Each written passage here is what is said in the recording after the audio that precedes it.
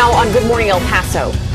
A jam-packed night here at the Republican National Convention. I'm ABC's Stephanie Ramos in Cleveland. The speakers, the plagiarism allegations, and what the Trump campaign is saying this morning, that's all coming up.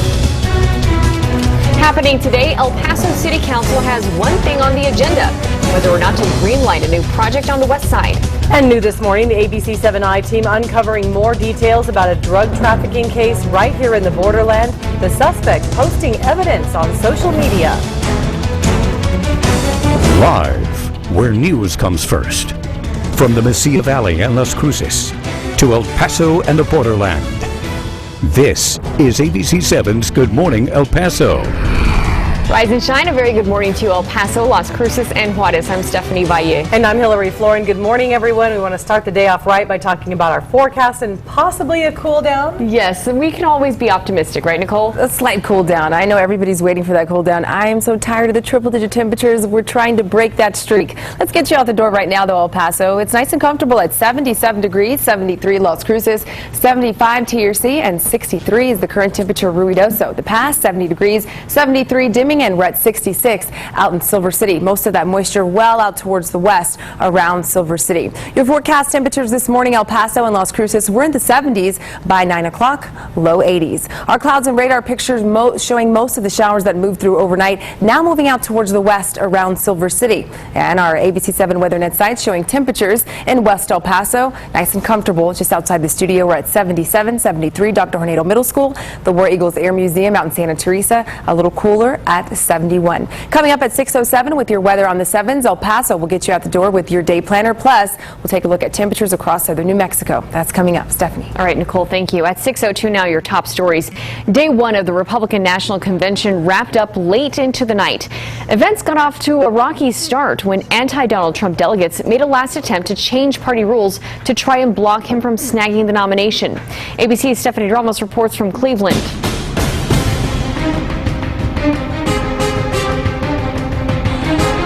Day one of the Republican National Convention proved to be as unconventional as expected.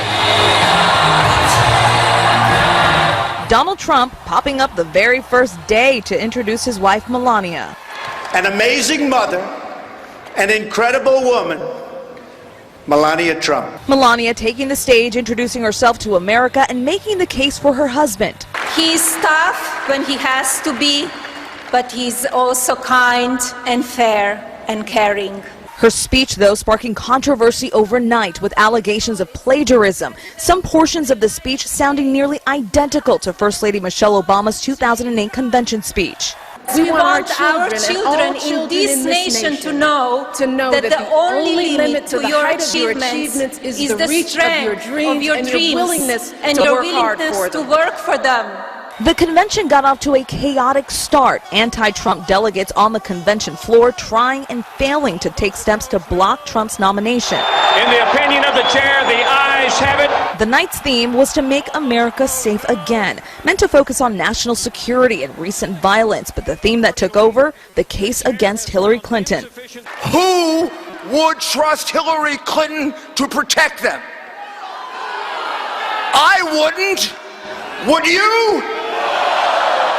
But inside the Clinton campaign's war room, staffers watched the RNC and fired back swiftly with videos, tweets, also from Cleveland. The Trump campaign defending Melania Trump's speech this morning, saying Melania's team of writers took notes on her life's inspirations and included fragments that reflected her own thinking. Stephanie Ramos, ABC News, Cleveland.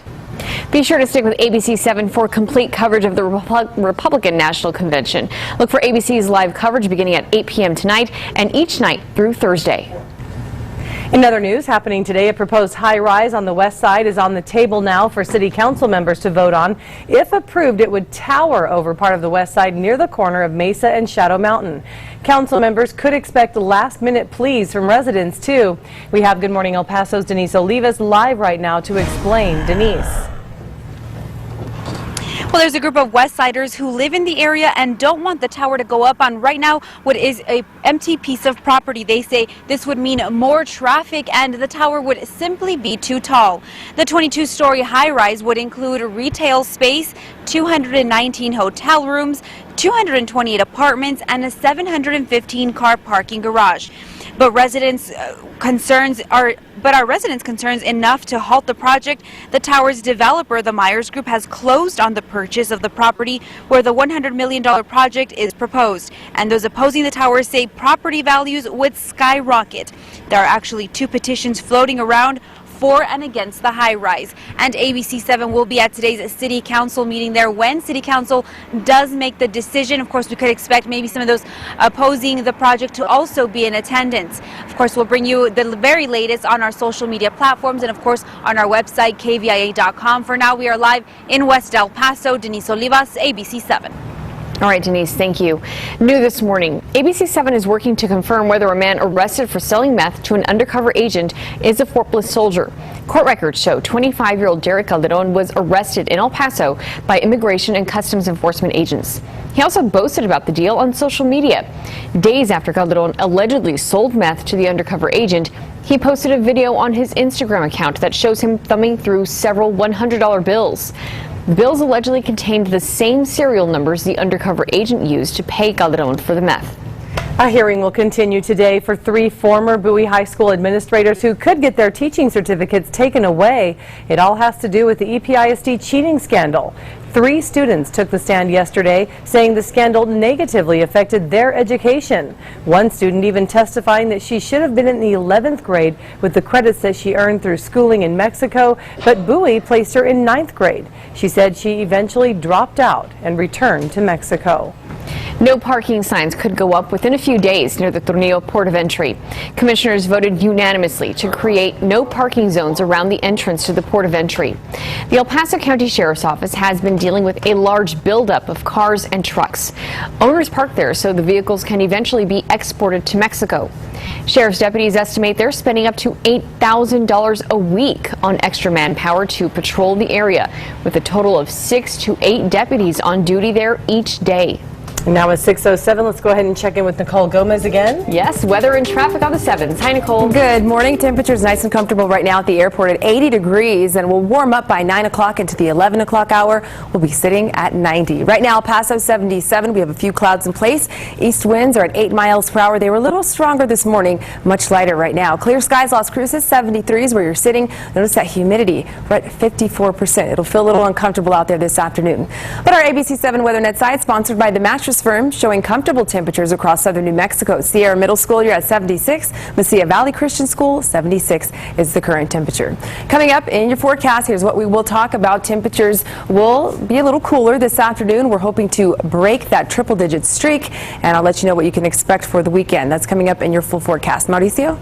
Hey Nicole, good morning. Traffic looking good across the borderland. As you can see on our ABC7 traffic flows green for the most part. We are starting to see just a little bit of congestion here on Mesa in the west side. 19 miles per hour if you're heading eastbound on Mesa, but as you can see on I-10, 67 miles per hour heading west, 55 heading east. So again, I-10 not congested fully just yet. As we take a look now over to Las Cruces, here's what we're looking at. Again, green is what we're seeing on our traffic flows, 68 miles per hour though. If you're heading west on I-10, 70 if you're heading down towards El Paso. And just to note, east of Las Cruces, Highway 70 will be closed from mile marker 164 over to mile marker 200 for about an hour, 11:45 a.m. going on to 12:45 p.m. Let's give you a live look outside now with our ABC7 TechStop cameras. Again, that's West El Paso, I-10 and Sunland.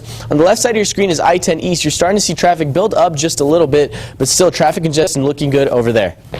All right, thanks so much, Mauricio. We have lots more to come here on Good Morning El Paso today. Including this story, residents returning home after crews regain control of the wildfire in southern New Mexico, but some have no home to return to. Plus, John Fawcett is here from the National Weather Service to talk more about dust storms here in the borderland. Look at that. It is 6:09, and this is ABC7, where news comes first. Watching ABC7's Good Morning El Paso with Hillary Floren, Stephanie Valle, and live reports from Denise Olivas.